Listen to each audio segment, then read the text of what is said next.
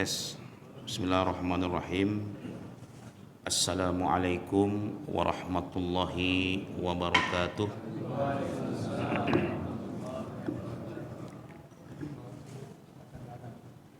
Alhamdulillahilladzi arsala rasulahu bil huda wa dinil haqq liyudhhirahu 'alad dini kullihi wa kafa billahi shahida. أشهد أن لا إله إلا الله وحده لا شريك له إقرارا به وتوحيدا وأشهد أن محمدا عبده ورسوله صلى الله عليه وسلم تسليما مزيدا يا أيها الذين آمنوا اتقوا الله حق تقاته ولا تموتن إلا وأنتم مسلمون يا أيها الذين آمنوا اتقوا الله وقولوا قولا سديدا يصلح لكم أعمالكم ويغفر لكم ذنوبكم ومن يطع الله ورسوله فقد فاز فوزا عظيما فنسأل الله عز وجل أن ينفعنا وإياكم بهذا اللقاء إنه ولي ذلك والقادر عليه اللهم لا علم لنا إلا ما علمتنا إنك أنت العليم الحكيم أما بعد. Puji syukur kita panjatkan kepada Allah Subhanahu wa taala. Alhamdulillah kita diberikan kesempatan oleh Allah untuk melaksanakan salat subuh berjamaah, kemudian melanjutkan sejenak duduk di majelis ilmu. Semoga ini menjadi timbangan kebaikan untuk kita semuanya, dan semoga kita diberikan kekuatan untuk bisa mengambil manfaat dari majlis yang singkat ini.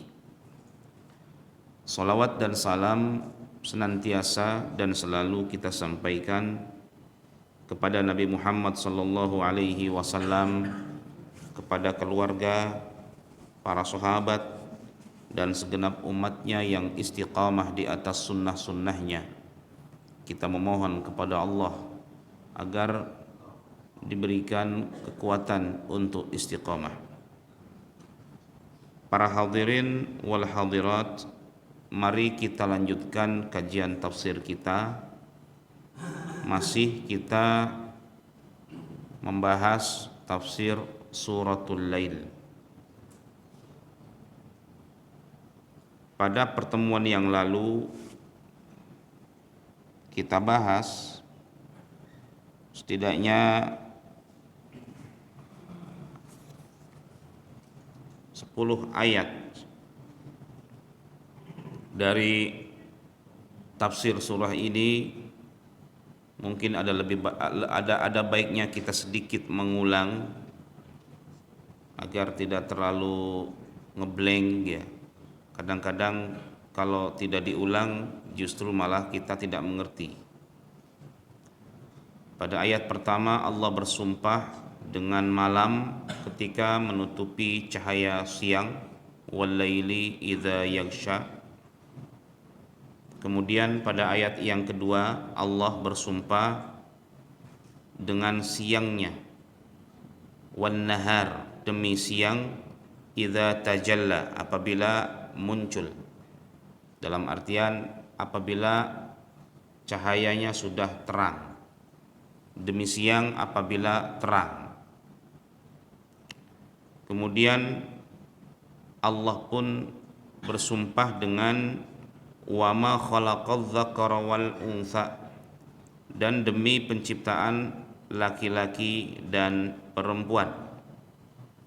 Pada pertemuan yang lalu telah kita bahas tentang pentingnya 3 hal ini untuk kita perhatikan. Penting kita untuk mentadabburi malam, keajaiban-keajaiban di malam hari. Penting kita untuk memperhatikan waktu siang kita, di mana Allah Subhanahu wa taala memberikan kekuatan pada manusia untuk beraktivitas di waktu siangnya. Dan Allah Subhanahu wa taala memberikan fitrah pada manusia untuk beristirahat di waktu malamnya. Makanya ketika ada orang yang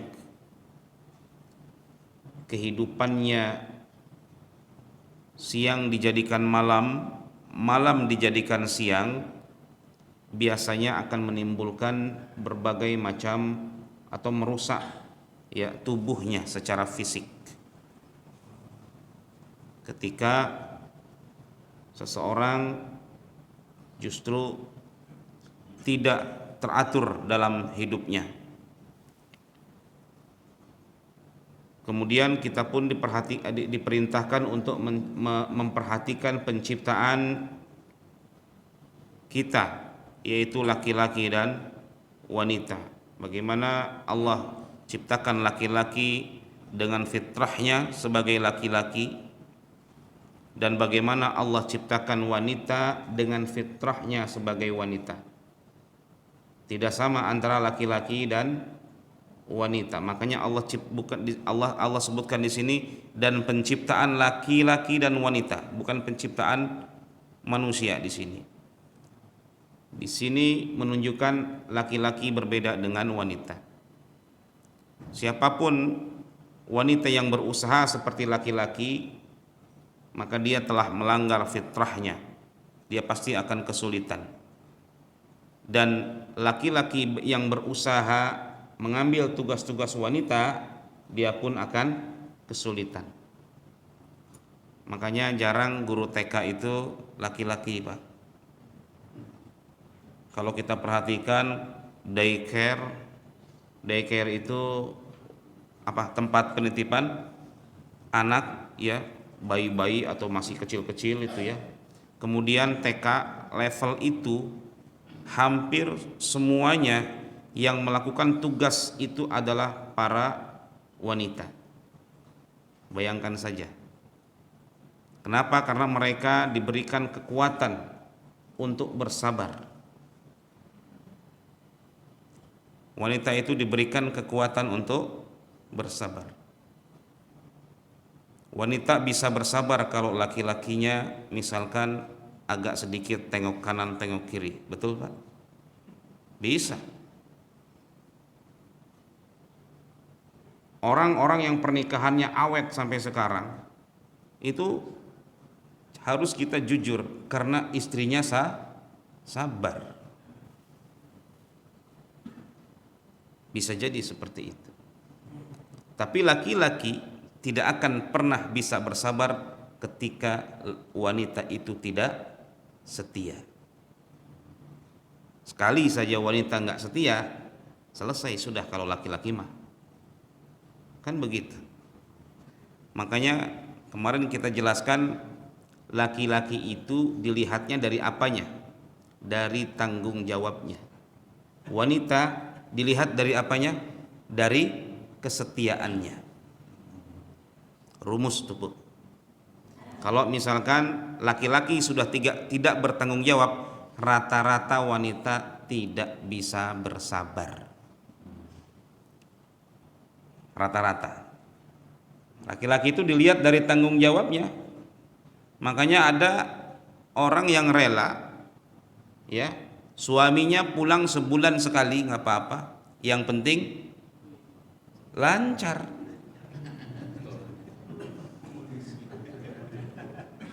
Yang penting lancar urusan dapur,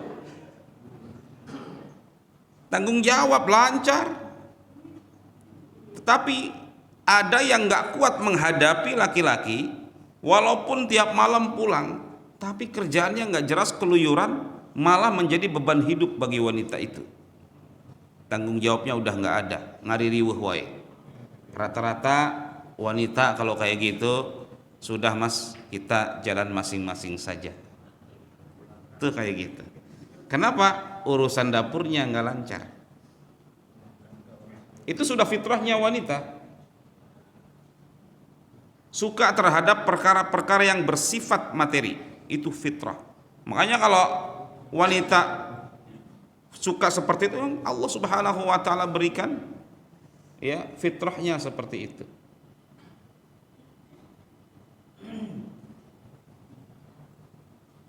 Makanya rumusnya kalau ibu lagi marah, Pak, tinggal bawa saja ke mall, selesai.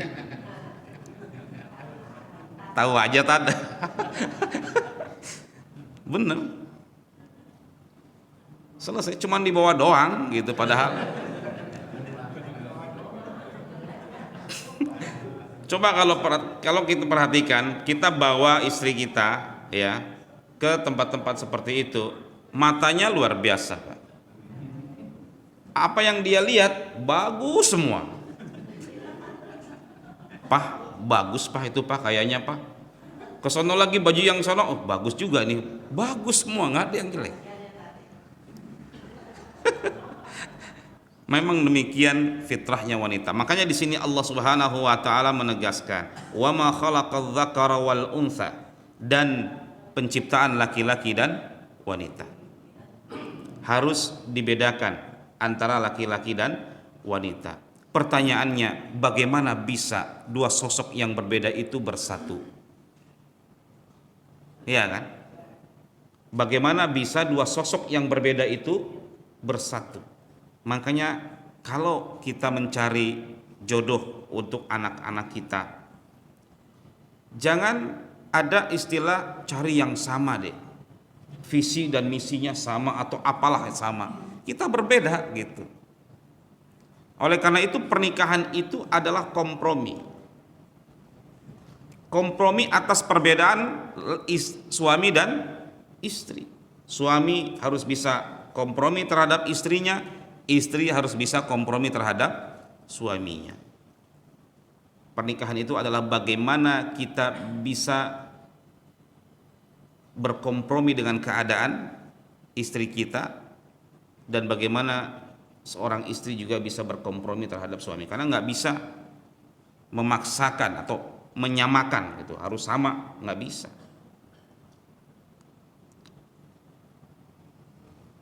Kemudian pada ayat berikutnya Allah memberikan informasi. Di sini ada 3 sumpah. Informasinya apa? Inna sa'yakum lasyatta. Sesungguhnya usaha kamu itu berbagai macam. Manusia itu berbagai macam aktivitasnya. Kemudian pada ayat yang kelima Allah Subhanahu wa taala menegaskan fa amma man a'ta wattaqa. Semua orang berusaha. Usaha orang itu ya diantaranya adalah bagaimana dia bisa hidup.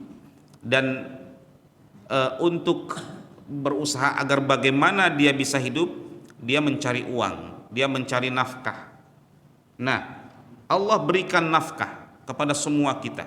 Kita semua diberikan nafkah, dan nafkah kita dibeda-bedakan oleh Allah Subhanahu wa taala. Dari jamaah yang di sini nggak ada nafkahnya yang sama persis, tuh nggak ada. Semua dibeda-bedakan. Ada yang per bulan misalkan 3M, ya, ada yang 2M, ya jamaah masjid sini. Ada yang 1M, luar biasa. Nggak ada yang J, itu nggak ada. Ya amin aja Pak. Ya. Ember. Subhanallah, Allah beda-bedakan. Ada yang mudah, maksudnya gitu ya, kemudahannya 3 kali lipat, 3M.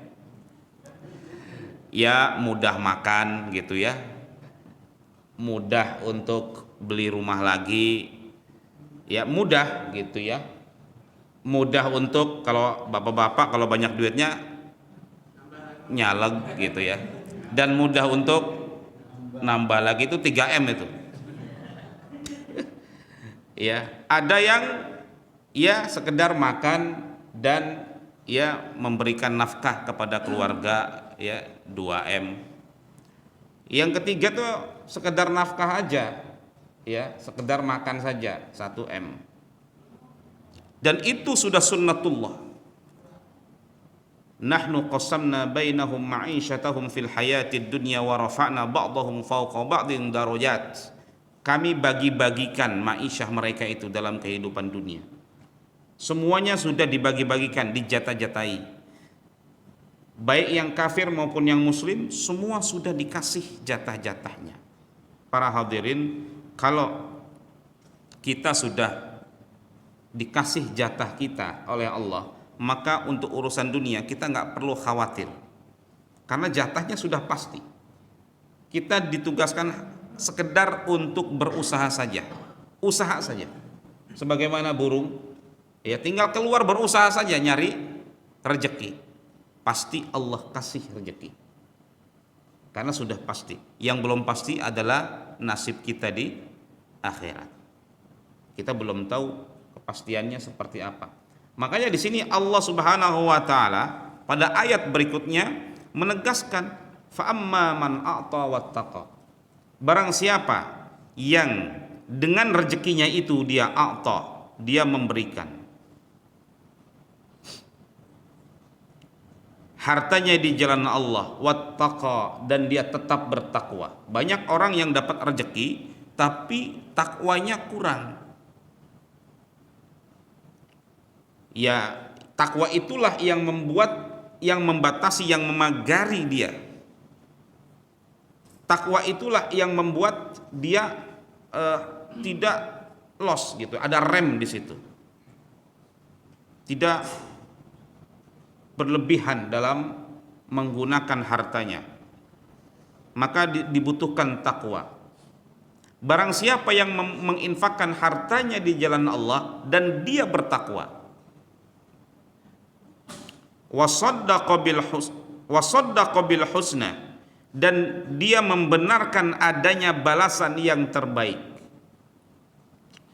Jadi dengan hartanya itu, ya, dia infak fisabilillah, dia bertakwa di jalan Allah,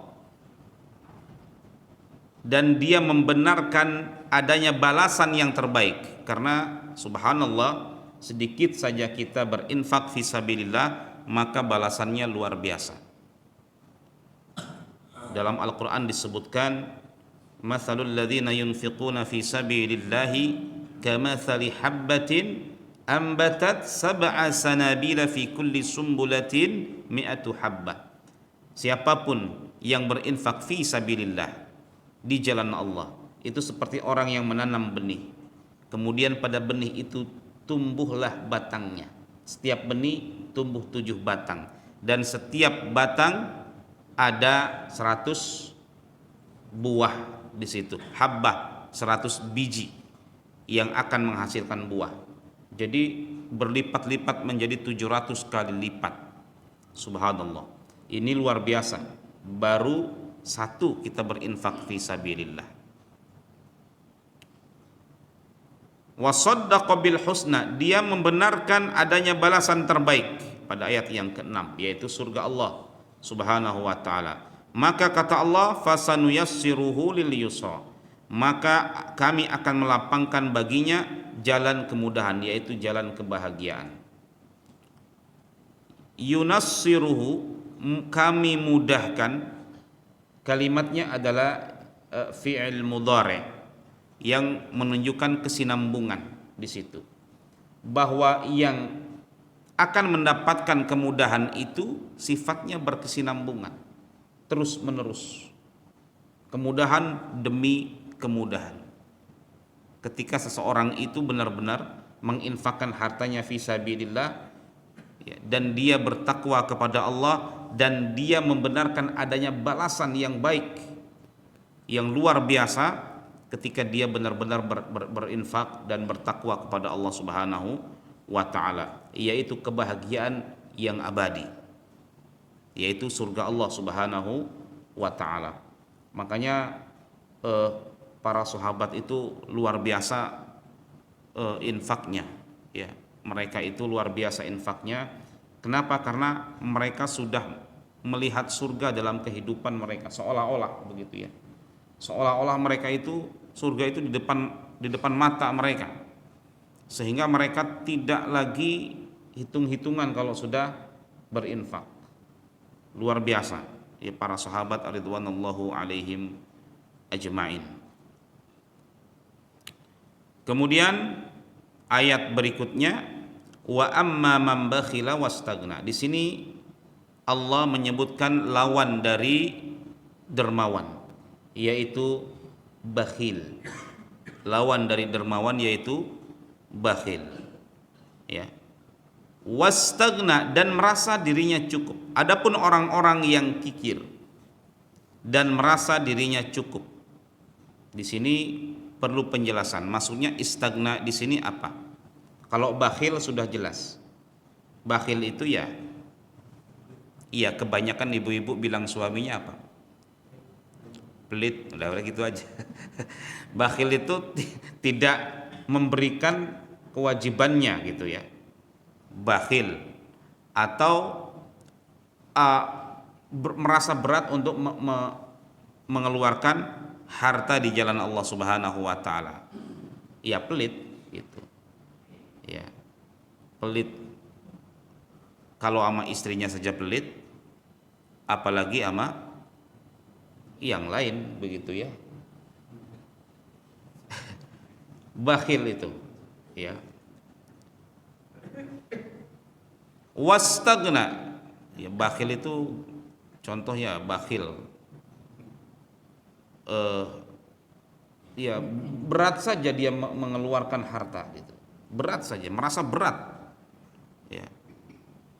Dan berkolerasi dengan orang yang di surah Al-Humazah itu yang selalu menghitung-hitung hartanya, wa'addadah ya. Ketika ada hartanya yang berkurang, dia nggak bisa tidur misalkan, dan dia sangat jarang sekali untuk berinfak fisabilillah. Itu bakhilnya minta ampun ya. Wastagna, nah ini istagna, ini maksudnya adalah merasa tidak cukup, merasa tidak butuh pertolongan Allah Subhanahu wa taala. Ya. Dia tidak mau menolong orang karena saking bakhilnya, dia nggak mau menolong orang. Ketika ada orang benar-benar dapat musibah, datang ngetok pintu ke dia, minjem duit, dia ada duit sebenarnya, tapi karena bakhilnya dia bilang lagi susah saya juga misalkan ya, atau lagi ya kita pun lagi susah misalkan, atau dia tidak mau mengeluarkan kewajiban dari hartanya yaitu zakat. Ini juga bakhil gitu ya. Wastagna, dan dia merasa sudah tidak butuh pertolongan orang lain, sehingga dia dikatakan di sini dengan kalimat istagna ini dia sombong dan tidak mengakui nikmat-nikmat Allah Subhanahu wa taala yang diterima oleh dia, dan tidak mengharapkan nikmat-nikmat itu. Dia sombong terhadap nikmat yang Allah berikan kepadanya, sehingga ya dia sudah tidak peduli lagi dengan aturan-aturan Allah. Dia bakhil, wastagna, merasa dirinya cukup atau merasa dirinya, sebagian ayat mengatakan merasa dirinya kaya gitu ya. Dalam surah Al-Alaq disebutkan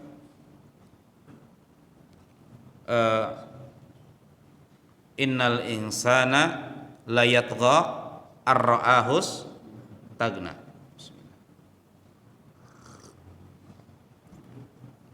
Sesungguhnya manusia itu punya potensi untuk berlaku sewenang-wenang ketika dia merasa dirinya cukup. Cukup di sini bisa berarti kaya raya, bisa berarti memiliki otoritas. Orang yang punya duit, dia biasanya dengan duitnya itu ya tidak puas, karena manusia itu sifatnya tidak akan pernah puas. Kadang-kadang kita nanya gitu ya, nges kalolot atau udah kolot gitu ya, udah pada tua ngapain gitu ya, maju lagi untuk ikut caleg atau apa gitu, padahal duit udah banyak gitu ya. Ya, mereka bisa jawab mereka apa? Anda belum pernah merasakan apa yang saya rasakan. punya banyak duit gitu. Coba kalau itu ada pada Anda, sama aja mungkin ya. Wallahu alam bishawab. Bisa aja itu kalau terjadi pada diri kita, Pak. Ya, tiba-tiba kita diberikan rezeki banyak, udah nggak apa-apa lagi, ya, udah duit banyak apa coba, ya, nikah lagi udah takut istri, dengan duit itu, wah, wadahlah nyaleg sajalah. Kadang-kadang hobinya itu, hobi aja nyaleg itu. Ya. Nah, kenapa? Karena di situ ada otoritas. Orang kalau sudah punya otoritas, ketika dia mungkin jadi Pak Lurah atau jadi gubernur, maka disitulah ada potensi dia berlaku sewenang-wenang dengan otoritasnya dia itu.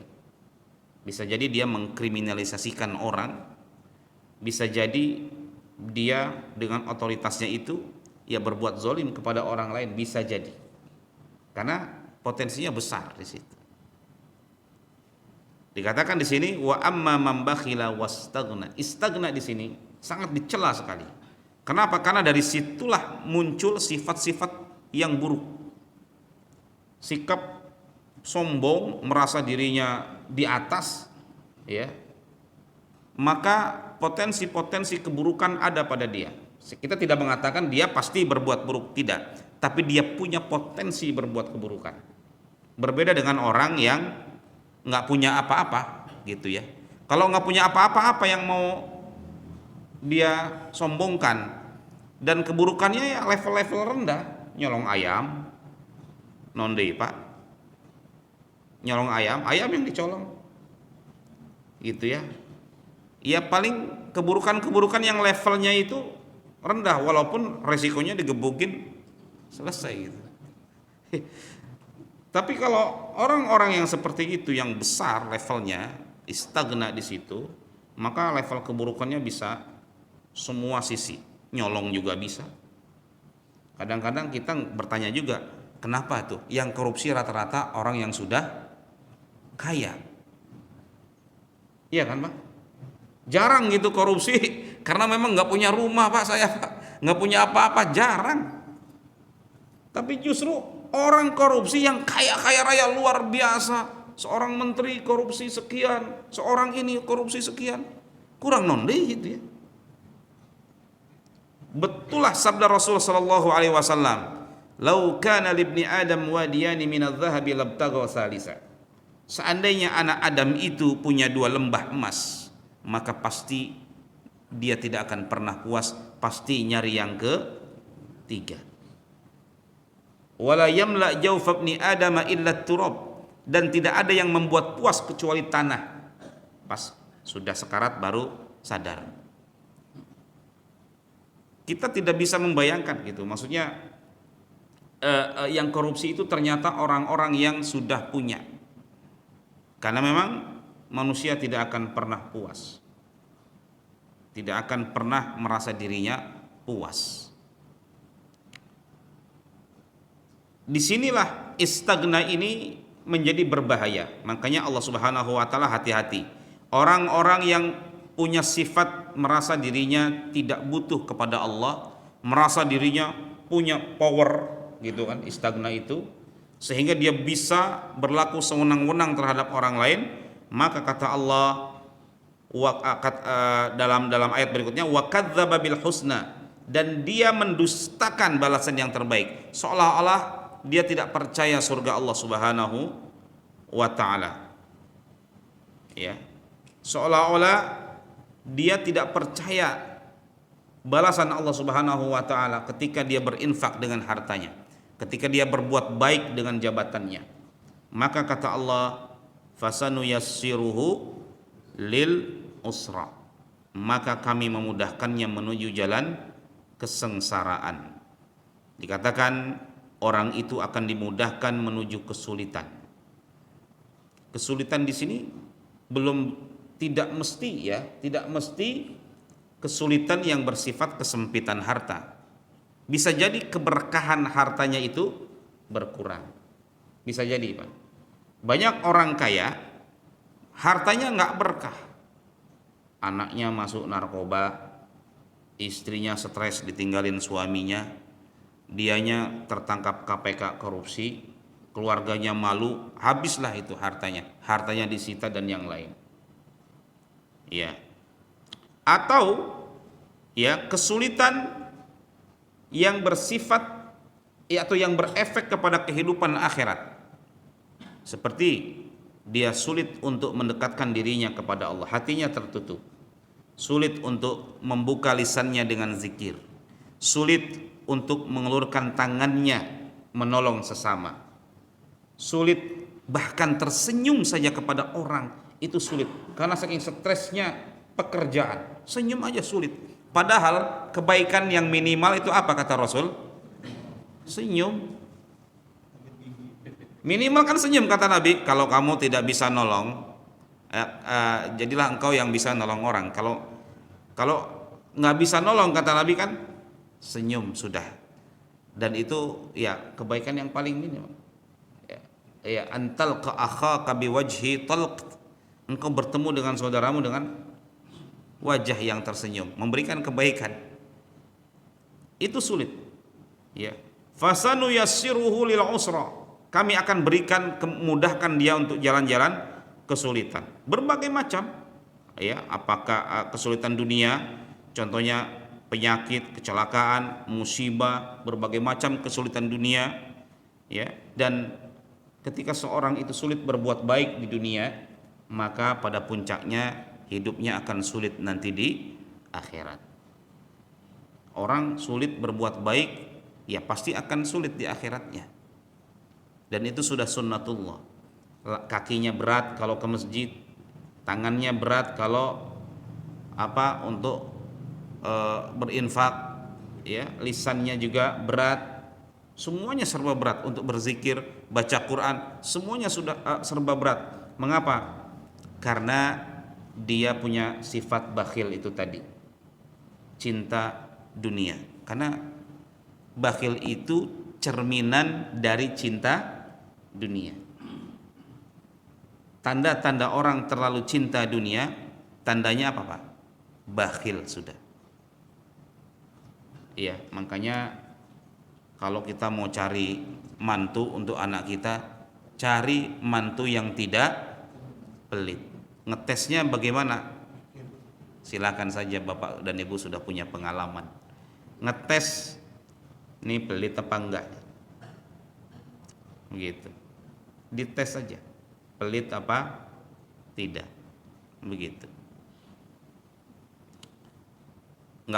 Kita tidak bisa menilai orang dari apa yang dia bawa, ya. Ya, belum tentu dia dermawan, namanya orang lagi mau ngerayu anak kita bawa macam-macam, belum tentu. Ya, sebenarnya ngetes orang bakhil dan tidak simpel saja. Cari hal-hal yang sederhana saja. Dilihat dari bagaimana dia, ya, perilaku dia itu udah kelihatan bakhil apa tidak. Kemudian, ya, kata Allah Subhanahu wa taala pada ayat yang 11 ini, "Wa ma yughni anhu maluhu idza taradda." Sungguh kata Allah, hartanya tidak akan bermanfaat apabila telah binasa. Betul. Harta yang kita kekep gitu ya, harta yang kita pertahankan luar biasa. Setelah kita mati, hartanya milik anak-anak kita. Selesai sudah. Apalagi harta itu tidak digunakan fi sabilillah, tidak akan bermanfaat. Makanya yang bermanfaat itu, harta yang bermanfaat kata Rasul, malaka min malika illa ma akalt, kata Nabi. Hartamu itu sebenarnya adalah yang engkau makan, wa ma kasauta, dan yang engkau pakai, wa ma anfaqta fa amdait. Yang engkau makan ya akan hilang, yang engkau pakai akan usang, kata Rasul, wa ma anfaqta, dan yang engkau infakkan fa amdait, dan itulah yang akan tetap mengikuti kamu. Harta. Kalau tidak digunakan untuk itu, dikatakan di sini pada ayat ini, wa ma yugni anhu maluhu idza taradda. Tidak ada bermanfaat. Kalau sudah binasa, selesai sudah. Kalau harta kita pengen ngikutin kita, pakai itu harta untuk sesuatu yang menjadikan harta itu tetap ngikut. Contoh, dibelikan mushaf untuk wakaf di masjid misalkan. Selama mushaf itu ada dibaca, maka selama itu pula apa? Iya, pahalanya ngalir, tapi dibaca. Ya, carilah tempat-tempat yang jamaahnya banyak baca Quran. Nah, itu. Biasanya di tempat tahfiz, anak-anak yang tahfiz. Ya. Ustadz, saya mau ngasih Quran untuk anak-anak tahfizul Quran. Biasanya dibaca oleh mereka. Pahalanya ngalir. Kalau di masjid sini ya dibaca. Pas lagi kita ada masalah gitu. Baca Quran. Lagi banyak utang ya, lagi riweuh hidup ini gimana ya, baca Quran lah gitu kan. Ya dibaca juga, ya pas dibaca ya dapat pahala. Ya, kalau di pesantren anak-anak nggak tahu dia orang tuanya ada masalah atau tidak, mereka baca Quran baca Quran gitu ya. Ya, nah, atau pahala yang mengalir permanen, contohnya apa? Membangun masjid atau mewakafkan tanah untuk fisabilillah. Subhanallah. Ini wakaf Pak atau apa? Oh, fasosnya.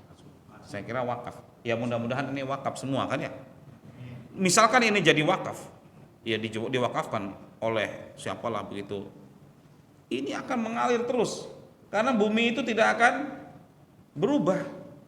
Terus mengalir selama digunakan fisabilillah. Subhanallah. Ya. Maka tugas kita hidup apa kalau kita harus berinfak, cari infak yang sifatnya permanen sampai hari kiamat. Kita kan dosa udah luar biasa. Ya. Dosa kita ini luar biasa. Dari pagi sampai malam mungkin dosa banyak gitu. Maka salah satu cara dosa kita bisa dikurangi oleh Allah, bahkan hilang menjadi pahala, adalah memberikan infak yang sifatnya wakaf. Ya bukan berarti udah wakaf gampang nih, kita nakal-nakal dikit nggak apa-apa kali ya, kada nggak begitu gitu. Orang biasanya kalau sudah menggunakan hartanya fisabilillah, Allah mudahkan dia untuk apa? Untuk melakukan kebaikan yang lain, karena kebaikan itu akan menghasilkan kebaikan yang lain. Keburukan akan menghasilkan keburukan yang lain. Itu sudah sunnatullah. Ya. Jadi ketika dia mewakafkan lillahi ta'ala, Allah mudahkan hatinya mungkin untuk ke masjid, berarti muncul kebaikan yang lain. Dari masjid ada pengajian, Allah mudahkan dia untuk ngaji kebaikan yang lain. Dikasih tahu ustadznya setia kepada istri, pentingnya memperhatikan istri, apa luar biasa keluarga. Pulang ke rumah, subhanallah, ibu kita jalan yuk, ya tumben Pak, ya dia ingat Pak Ustadz pentingnya memperhatikan orang-orang terdekat, langsung ingat istrinya, langsung dibawa jalan-jalan kebaikan yang lain. Subhanallah, ya di jalan niatnya berangkat dengan istri jalan-jalan, ya fi sabilillah, kan itu kecelakaan meninggal misalkan, ya itu juga kebaikan, meninggal dalam keadaan niat untuk membahagiakan keluarga. Ya, jalan-jalannya umroh misalkan. Subhanallah kan. Ya, kita nggak ngerti kan, Allah ya itu kan subhanallah, muncul dari kebaikan-kebaikan yang lain. Ya. Berbeda ketika orang itu tidak menggunakan hartanya dengan baik, maka hartanya tidak bermanfaat sedikit pun. Inna alaina lal huda. Kata Allah, sesungguhnya kamilah yang berhak memiliki, yang berhak memberikan petunjuk. Iya. Dikatakan Allah menegaskan bahwa bahwa Allah lah, ya, yang menunjuki manusia mana jalan yang benar dan mana jalan yang salah, mana jalan yang baik dan mana jalan yang buruk. Wallahu a'lamu bishawab. Inna alaina lal huda, sesungguhnya kamilah yang berhak memberikan petunjuk. Hidayah di sini adalah hidayatut taufiq yang dimaksud, bahwa manusia itu sifatnya hanya menyampaikan saja. Adapun hidayah, petunjuk, itu hanyalah dari Allah Subhanahu wa taala. Sekuat apapun seorang manusia, pada akhirnya Allah lah yang memberikan taufik padanya. Ya, sekuat apapun kita memberitahukan keluarga kita, memberitahukan saudara kita, pada akhirnya ya Allah lah yang menggerakkan hatinya. Kita hanya berupaya, kita hanya berdoa, ya Allah, istri saya ya Allah main HP mulu, ya Allah, pagi, siang, sore. Ya, berikan hidayah dia untuk lebih memperhatikan keluarganya. Ya, pada akhirnya Allah yang menggerakkan hatinya. Suami saya ya Allah bohong mulu, ketahuan mulu, tapi saya nggak bilang-bilang sama suami saya kalau saya tahu, pura-pura nggak tahu. Berikan hidayah, ya, ya, karena laki-laki itu potensi bohongnya lebih banyak dari wanita, itu ya. Nah itu makanya kadang-kadang butuh hidayah itu untuk jujur, gitu ya. Nah, kenapa? Bohongnya itu untuk membahagiakan istri biasanya. Bapak lagi di mana? Oh sebentar lagi Bu pulang, gitu. Padahal masih sibuk dengan pekerjaannya. Ya.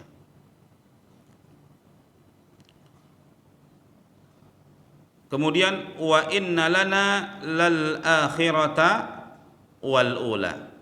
Sesungguhnya kamilah yang memiliki akhirat dan dunia.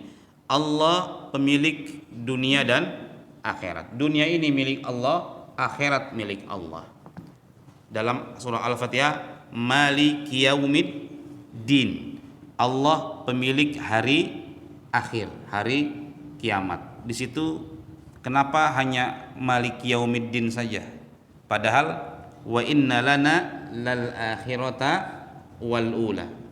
Kenapa di situ hanya disebutkan pemilik hari akhir? Karena semua manusia akan sadar kalau Allah memiliki semuanya nanti di hari akhir, baru sadar. Sekarang orang Nasrani tidak sadar, orang yang menyembah patung tidak sadar, orang-orang yang animisme tidak sadar, ya, mereka meyakini dengan keyakinan yang lain. Konghucu tidak sadar, meyakini dengan keyakinan yang lain. Yang sadar hanya umat Islam saja. Kadang-kadang juga umat Islam sadar di lisan saja. Kadang-kadang perilakunya seolah-olah dia nggak yakin kalau Allah memiliki dunia dan akhirat, begitu kan? Nanti di akhirat semua manusia sadar, ya. Dalam ayat yang lain surah Al-Infitar, yauma la tamliku nafsun li nafsin syai'a wal amru yauma idzin lillah, dan perkaranya ketika itu hanya milik Allah Subhanahu wa taala. Hari di mana tidak ada seorang pun memiliki sesuatu. Kita di sana nanti di akhirat nggak punya apapun. Ketika kita berdiri menunggu keputusan Allah Subhanahu wa taala, kita tidak punya apapun. Nggak punya apa-apa. Ya.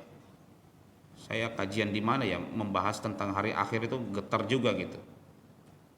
Di masjid apa gitu ya, yang ada sekolahnya itu, daerah sini. Itu tentang dari trilogi hari kiamat, dari kematian, alam kubur, kemudian bagaimana di alam kubur, kemudian kiamat itu seperti apa, tanda-tanda kiamat. Sekarang sudah mau tamat itu, sudah mau bahas surga dan neraka, sudah terakhir. Ya, di situ kita nggak punya apa-apa. Ya, la tamliku nafsun li nafsin syai'a. Ya, dan semuanya milik Allah Subhanahu wa taala. Kemudian kata Allah Subhanahu wa taala, fa andartukum naran taladdah. Aku peringatkan kepada kamu dengan neraka yang menyala-nyala. Di sini selain Allah Subhanahu wa taala memberikan petunjuk manusia, Allah yang punya hidayah. Allah yang punya kehidupan ini baik dunia maupun akhirat. Allah pun senantiasa memperingatkan kepada manusia tentang keniscayaan adanya neraka. Naron talazza, ya, neraka yang menyala-nyala, yang seorang yang paling ringan dosanya di neraka adalah orang yang ditaruh di atas api neraka. Dia tidak memasukkan ke neraka itu, diberikan terompah yang menyebabkan dengannya ya meleleh apa yang ada di kepalanya saking panasnya api neraka, waliyazubillah. Tidak ada yang sanggup itu. Makanya kita diperintahkan untuk berlindung kepada Allah dari api neraka. Ya. Ini nggak bisa diremehkan para hadirin azani Allah wa iyyakum. Gampang, Allah Maha Pengampun. Allah Maha Pemaaf. Jangan selalu kita berpikir ke situ. Karena Nabi Adam diusir ke surga oleh berapa dosa? Berapa dosa yang dilakukan Nabi Adam? Hanya satu dosa saja. Nabi Adam ketika itu diperintahkan oleh Allah jangan dekat-dekat. Ya. Kemudian Nabi Adam dan pasangannya yaitu Hawa ya penasaran. Tentunya berdasarkan informasi yang salah dari siapa? Dari iblis. Ya, memberikan informasi yang salah, hoax ya, yang berbahaya. Nabi Adam nyicip, bukan makan, nyicip. Falamma dzaqa, dan ketika dzaqa merasakan, bukan akala mah makan semua hawak gitu ya, hanya sekedar nyicip. Dzaqa syajarah, Allah langsung hukum, badat lahuma sau'atuhuma. Hukuman pertama, Allah buka auratnya, dibuka auratnya ya. Kemudian Allah usir ke dunia. Jadi dosanya berapa Pak? Satu. Makanya kata Al-Imam Ibnul Qayyim, janganlah kita meremehkan dosa karena Nabi Adam diusir dari surga hanya karena satu dosa. Pertanyaannya, berapa dosa kita? Apa kita lebih baik dari Nabi Adam? Tidak mungkin. Dosa kita lebih dari Nabi Adam alaihi salam. Ya makanya banyak-banyak berlindung dari api neraka. Dan itu tadi Pak, harus cerdas. Di dunia ini kita harus cerdas, punya amalan yang sifatnya itu permanen. Alhamdulillah ya, masjid ini mudah-mudahan menjadi saksi ya.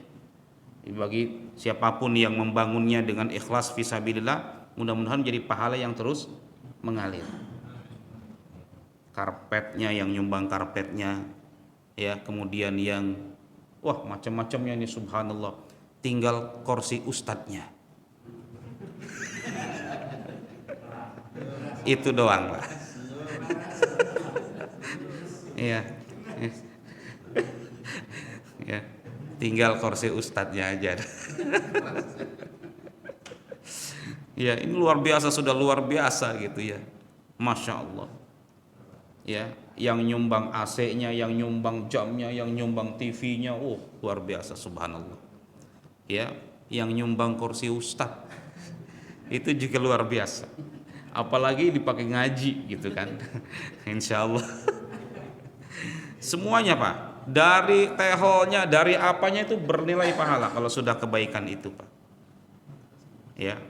Bisa jadi Allah selamatkan kita dari api neraka oleh apa Pak? Oleh sesuatu yang kecil yang mungkin kita nggak nganggap gitu ya. Kita nggak nganggap tapi itu menjadi sesuatu. Kadang-kadang kita lagi iseng gitu ya, berinfak, pengen infak yang agak gede, cari orang di jalan ya 50.000. Itu orang sampai bersyukur, doain apa semua seperti itu, bisa jadi itu yang menyelamatkan kita di akhirat nanti. Kita nggak ngerti. Ya. Nah, fa'andartukum naron taladda, kami peringatkan ya, neraka yang menyala-nyala, la yaslaha illal ashqa, yang tidak masuk ke dalamnya kecuali orang-orang yang celaka. Orang kalau sudah, tanda-tandanya Pak, orang kalau sudah calon penghuni neraka itu, kalau di dunia tanda-tandanya ya jelas lah, dia perilakunya perilaku yang arahnya ke sana gitu. Ya, walaupun kita tidak bisa memastikan, tapi arahnya tuh ke sana. Ya, contoh, ya agamanya bukan agama Islam, nah udah ke sana itu, ya udah arahnya ke sana sudah. Ya, atau kemaksiatan yang luar biasa, kezoliman yang luar biasa, ya arahnya ke sana. Ya, judi, minum, khamar, main wanita dan yang lain, arahnya ke sana itu. Ya, makanya dikatakan di sini la yaslaha illal ashqa. Tidak ada yang masuk ke dalam api neraka itu kecuali orang-orang yang celaka. Kalau sudah masuk neraka sudah celaka sudah. Ya, sudah celaka. Di kubur juga terlihat. Ya, di kubur dia disempitkan kuburnya, digelapkan kuburnya, mendapatkan siksa kubur dan diperlihatkan ya api neraka tempatnya dia ketika dia di kubur. Di alam kubur itu sudah terlihat. Nah, alladzi kadzdzaba wa tawalla. Orang yang celaka itu tandanya adalah orang yang mendustakan kebenaran dan berpaling dari keimanan. Tandanya kan tadi, Ustaz, saya mendustakan itu bukan hanya dengan lisan, tapi dengan perbuatannya. Lisannya membenarkan saya percaya surga, saya percaya neraka, tapi perbuatannya seolah-olah dia nggak percaya surga dan tidak percaya neraka, seolah-olah nggak ada pengadilan akhirat perbuatannya itu. Seolah-olah dia nggak peduli dengan adanya iqab, ya seolah-olah gitu ya. Kalau kita lihat, punten Pak, sedih kita ya. Ada konser musik, ramai itu di berita itu namanya Pak, akan diadakan di bulan November, ya. Coldplay, alah pokoknya apalah gitu ya nyebutnya. Tiketnya Pak, tiketnya sudah sold out.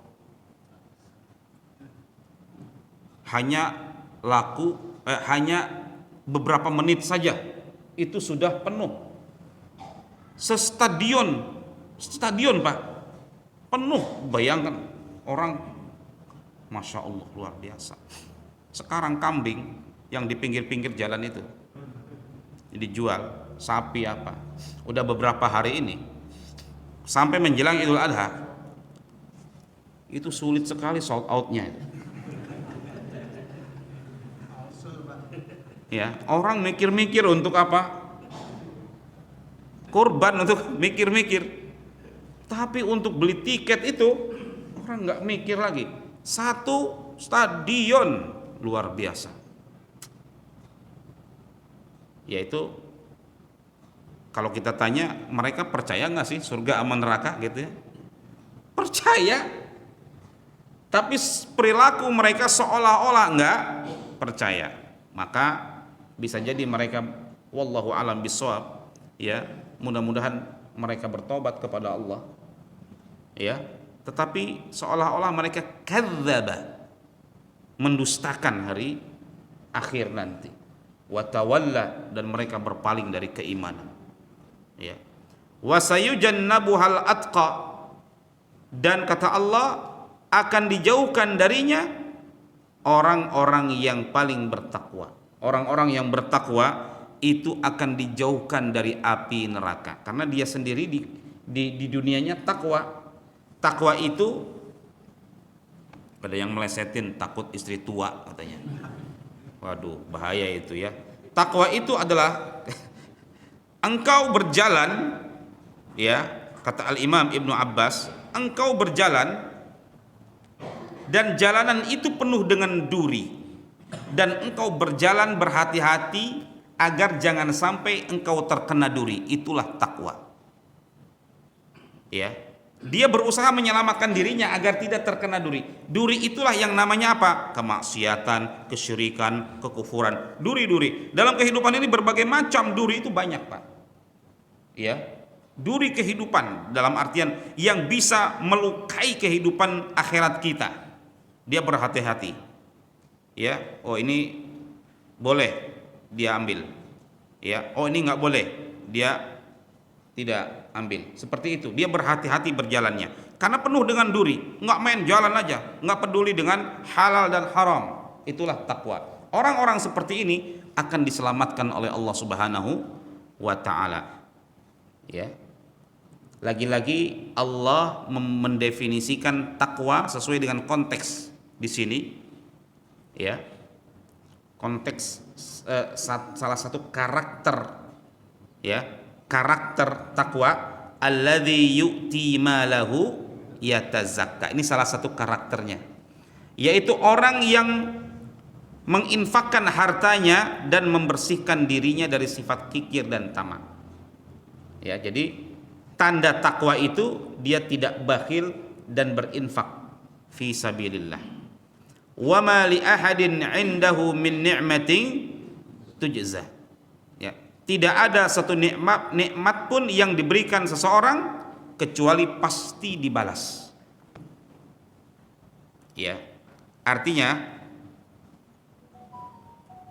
ya, Allah memberitahukan, wahai orang-orang yang berinfak, sekecil apapun kau infakkan pasti ada balasannya. Begitu. Atau dalam skup yang lebih besar, wahai orang-orang yang berbuat baik, ya, sekecil apapun perbuatan baikmu pasti akan dibalas.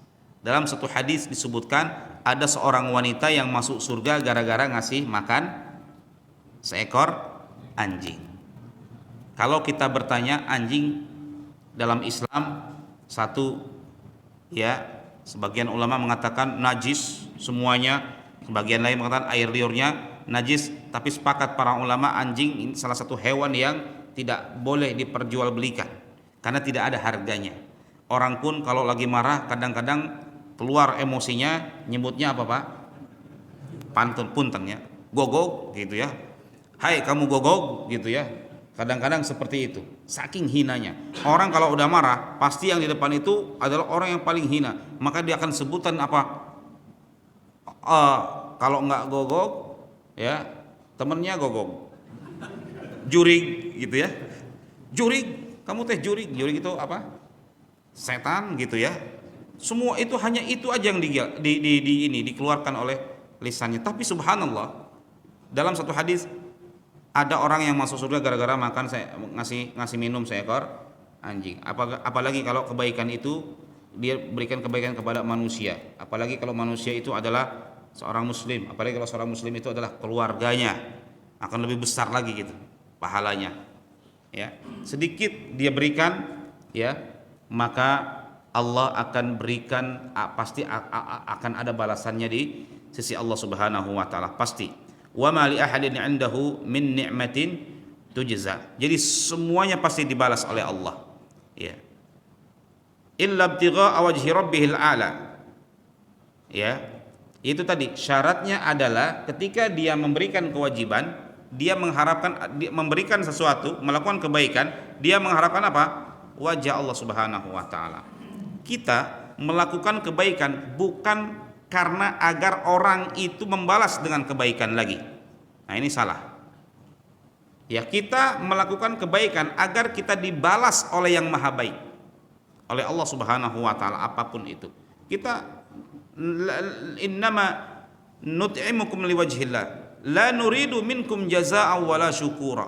Innama kami memberikan makan kalian, memberikan infak kepada kalian, kami enggak mengharap kalian memberikan lagi gitu ya, jaza, balasannya ataupun ucapan terima kasih. Kadang-kadang kami enggak mengharapkan itu, tetapi innama nut'imukum liwajhillah, kami mengharapkan wajah Allah Subhanahu wa taala. Itulah Pak prinsip orang kalau mau berbuat baik. Berbuat baiklah tanpa harus dia mah orangnya kayak gitu ngapain dikasih. Kadang-kadang begitu ya. Nggak akan dia berbuat baik sama kita Pak kalau kita ada apa-apa. Udah jangan berbuat baik sama dia. Tapi dia lagi butuh, Bu. Udahlah, nanti dia akan pelit dah orang mah. Nah, prinsip seperti itu harus dihilangkan. Ketika dia butuh, kasih. Walaupun orangnya mungkin pika sebelen gitu ya. Pika sebelen, nggak pernah senyum sapa salam, tapi ini emang orang lagi butuh gitu ya, udah kasih saja ya.